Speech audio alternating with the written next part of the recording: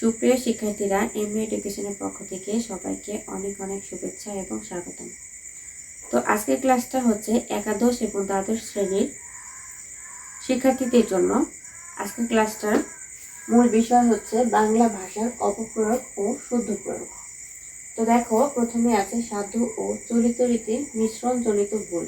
ভাষা প্রয়োগে কখনো সাধু এবং চলিত রীতির মেশানো যাবে না।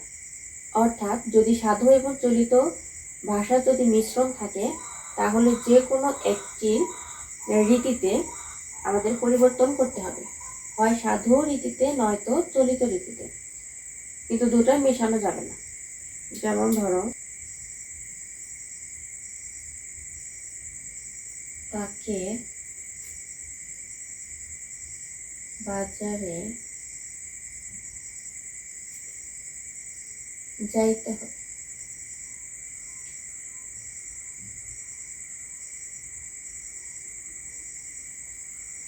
তো এখানে চলিত হচ্ছে, এটা হচ্ছে মিশ্রণ আছে, এখানে সাধু এবং চলিত ভাষার মিশ্রণ আছে। যেমন তাকে বাজারে, এটুকু আছে হলো চলিত, কিন্তু এই যে যাইতে এটুকু এখানে আছে হলো সাধু ভাষা। তো এখানে যদি আমরা চলিত ভাষায় লিখতে চাই, তাহলে লিখতে হবে তাকে বাজারে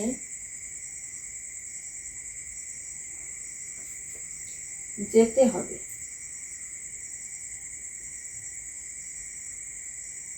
তাছাড়া যদি আমরা সাধু ভাষা লিখি, তাহলে সাধু ভাষা লিখলে লিখতে হবে তাকে হয়ে যাবে হলো তাহাকে, তাহাকে বাজারে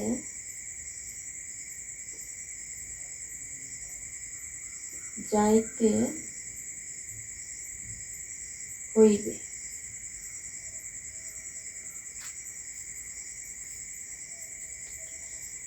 তাহলে দেখো, এখানে শুরুতে আছে মিশ্রণ ঘটেছে, এখানে সাধু এবং চলিত রীতির মিশ্রণ জড়িত ভুল আছে। তো এখানে যদি সঠিক লিখতে চাই, চলিত ভাষায় যদি আমরা লিখি, তাহলে লিখবো তাকে বাজারে যেতে হবে, এটা শুদ্ধ। আর যদি আমরা সাধু ভাষায় লিখি, তাহলে তাহাকে বাজারে যাইতে হইবে, এটাও কিন্তু হবে। অর্থাৎ মোট কথা হচ্ছে, যদি সাধু এবং চলিত ভাষার যদি কোনো মিশ্রণ থাকে, তাহলে যে কোনো একটা ভাষা আমাদের পরিবর্তন করতে হবে, হয় চলিত ভাষায় নয়তো সাধু ভাষা। যেমন আরেকটা উদাহরণ দেই,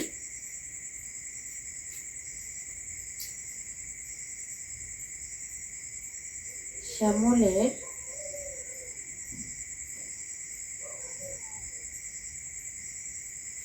আশা দেখে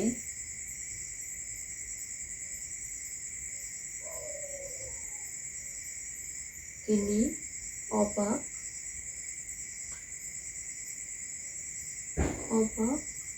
হইলেন।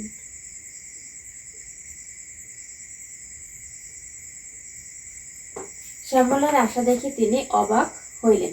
এখানে আর একটা কথা বলি, এটা বলে দিই যে সাধু এবং চলিত যে কোনো দুইটার একটা দিয়ে আমাদের পরিবর্তন করতে হবে। কিন্তু যেহেতু আমরা সচরাচর ব্যবহার করে থাকি হলো চলিত ভাষা, সাধু ভাষা আমরা ব্যক্তি জীবনে অতটা ব্যবহার করি না। তো চলিত ভাষা যখন আমরা ব্যবহার করি, তো সেই ক্ষেত্রে আমরা চলিত ভাষাই ব্যবহার করব, তাতে করে আমাদের ভুল হওয়ার সম্ভাবনাটা অনেক কম থাকবে। আর সাধু ভাষা যেহেতু আমরা ব্যবহার করি না, তাতে আমাদের ভুল হওয়ার সম্ভাবনাটা একটু বেশি থাকে। তো আমরা চলিত ভাষাই ব্যবহার করব। সাধু ভাষা লিখলে হবে, হবে না আমি তা বলি নাই, হবে, চলিত ভাষাতে লিখলে ভুল হওয়ার সম্ভাবনা থাকবে না।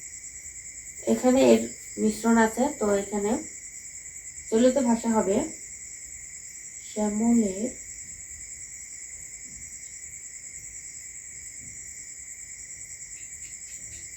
আশা দেখে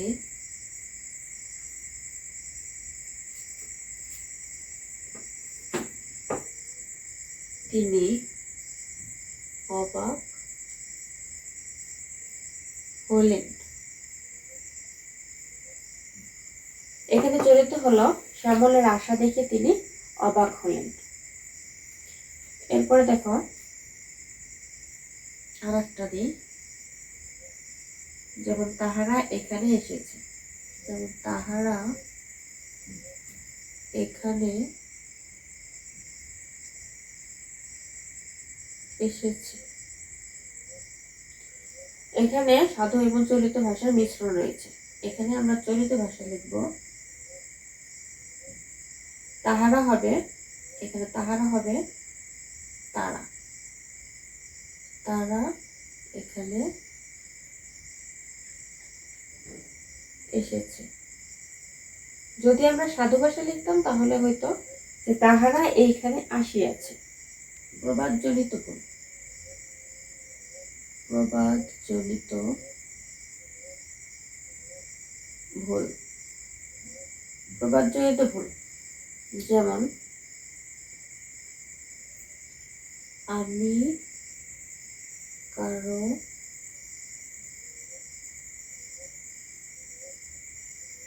সাথেও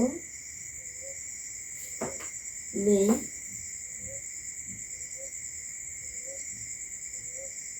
সত্যেও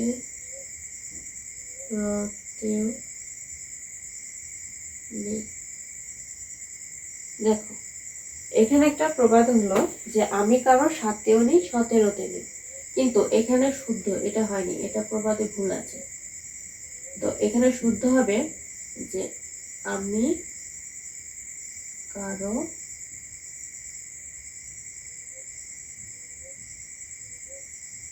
সাথেও নেই,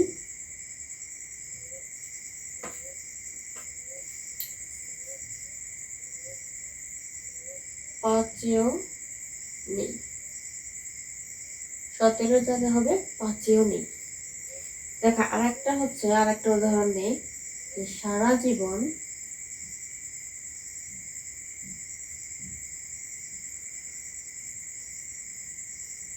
ভূতের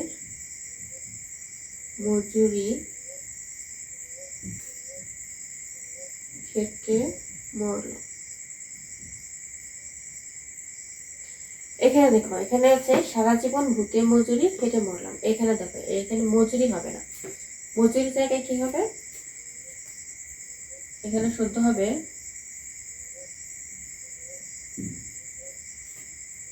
সারা জীবন ভূতের বেগার খেটে মরলাম। মজুরির জায়গা হবে যে বেগার, বেগার খেটে মরলাম, সারা জীবন ভূতের বেগার খেটে মরলাম, এটা হবে। এই গেল প্রবাদ জনিত ভুল। এরপরে আছে দেখো, এরকম আরো কিছু নিয়ম আছে, এগুলো নিয়ম মনে রাখলে শুদ্ধ প্রয়োগ করতে আর ভুল হবে না। যেমন দেখো, লিঙ্গ সঙ্গতি, লিঙ্গ সঙ্গতি জনিত ভুল।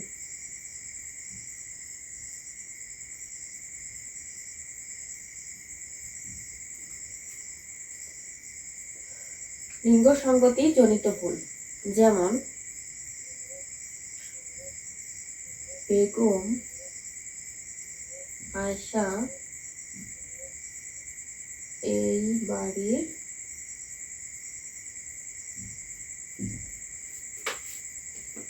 কর্তা,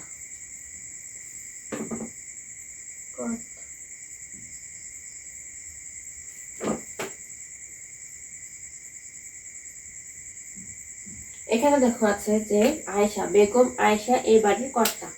তো এখানে বেগম আয়েশা, এখানে আছে হলো স্ত্রী লিঙ্গ, স্ত্রীবাচক। তো এখানে স্ত্রীলিঙ্গ থাকার কারণে এখানে কর্তার জায়গা হবে কর্ত্রী। যদি পুরুষবাচক থাকতো তাহলে এখানে কর্তা হতো। তো সেক্ষেত্রে হবে বেগম আয়েশা এই বাড়ির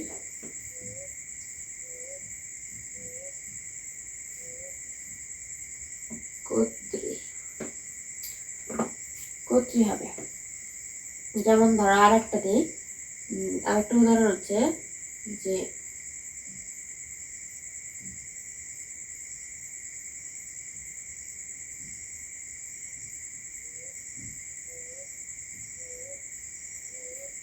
নাবিলা বুদ্ধিমান, কিন্তু এটা অশুদ্ধ। এখানে শুদ্ধ হবে, এখানে নাবিলা হচ্ছে স্ত্রীবাচক।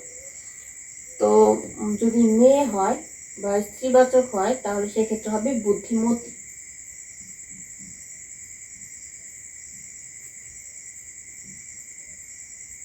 বুদ্ধিমতী অর্থাৎ দেখো, যদি এখানে পুরুষবাচক হতো, যেমন এখানে নাবিলার এখানে যদি থাকতো আসিফ বা ধরো যে লাবিব, যে কোনো পুরুষের নাম যদি দেয়া থাকতো তাহলে এখানে বুদ্ধিমান হতো। তো এখানে স্ত্রীবাচক থাকার কারণে এখানে বুদ্ধিমতী হয়েছে। তাহলে সবসময় আমাদের মনে রাখতে হবে যে স্ত্রীবাচক যদি হয় সেক্ষেত্রে বুদ্ধিমতী হবে, বুদ্ধিমান হবে না। আরেকটা উদাহরণ দিই।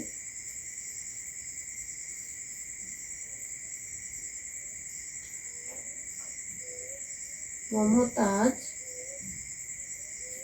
পরম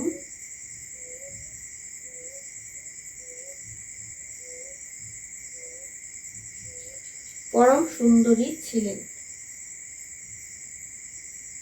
তো এখানে দেখো, এখানে হচ্ছে মমতাজ পরম সুন্দরী ছিলেন। এই যে মমতাজ, এই লিঙ্গটা হচ্ছে স্ত্রীলিঙ্গ। তো এই কারণে স্ত্রীবাচক থাকার কারণে এখানে শুদ্ধ হবে যে মমতাজ পরম নয়, হবে পরম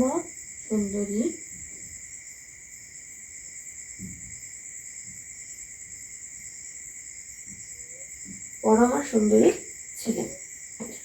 তো মোট কথা হচ্ছে, যদি যদি পুরুষ বাচক বা পুরুষ লিঙ্গ যেটা বলি না কেন যদি থাকে, তো সেই ক্ষেত্রে আমাদের এখানে হতো পরম। তো এখানে যেহেতু স্ত্রীবাচক থাকার কারণে এখানে আমাদের লিখতে হবে পরমা সুন্দরী। পরমের জায়গায় পরমা হবে।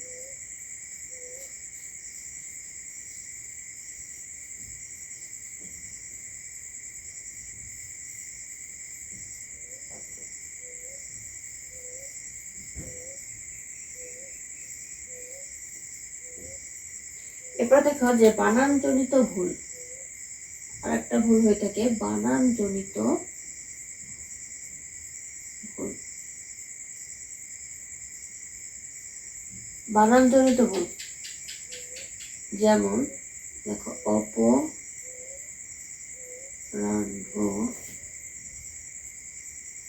লিখতে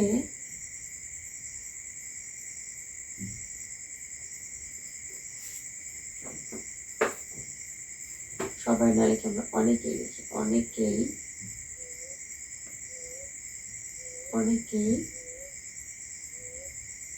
ভুল করে।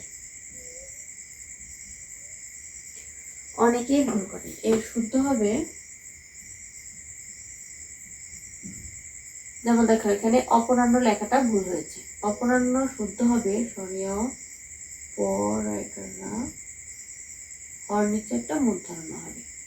অপরাহ্ন লিখতে অনেকেই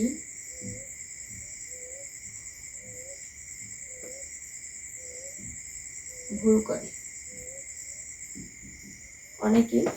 করে। এখানে আছে বানানজনিত ভুল। তো দেখো যে 2 নম্বরে আবার আরেকটা দিই যে শহীদ মিনারে, আরেকটা উদাহরণ দিই যে শহীদ মিনারে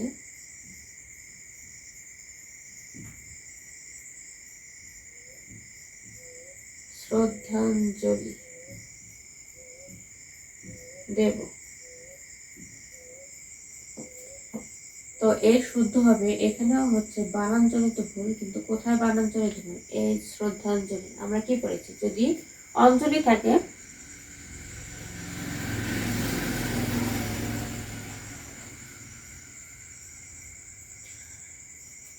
আমরা বানানের নিয়মের ক্ষেত্রে আমরা কি করেছি, যদি অঞ্জলি থাকে তাহলে সেই ক্ষেত্রে অবশ্যই অঞ্জলি লেখার ক্ষেত্রে এখানে রস্বীকার হবে। তো এখানে দীর্ঘিকার, এটা বানানো ভুল আছে। এখানে লিখতে হবে যে শহীদ মিনারে শ্রদ্ধা, শ্রদ্ধাঞ্জলি রস্বীকার হবে, লয় রস্বীকার দেব, তাহলে শুদ্ধ হয়ে যাবে। এখন দেখো আরেকটা 3 নাম্বারটা দিই, আরেকটা দিই যে সকল আকাঙ্ক্ষা, সকল আকাঙ্ক্ষা পূরণ হয় না। তো এর শুদ্ধ হলো, এখানেও বানানে ভুল আছে, তো এখানে বানানে ভুল আছে এই আকাঙ্ক্ষা, তো এখানে লিখবো যে সকল আকাঙ্ক্ষা, আকাঙ্ক্ষা যুক্ত করে তার সাথে আকার, তারপরে লিখবো পূরণ হয় না। তারপরে দেখো আর একটা দিই, উপরটা মুছে ফেলি। আরেকটা উদাহরণ দেখো যে এটি লজ্জাস্কর ব্যাপার। তো দেখো এখানে শুদ্ধ হবে যে এটি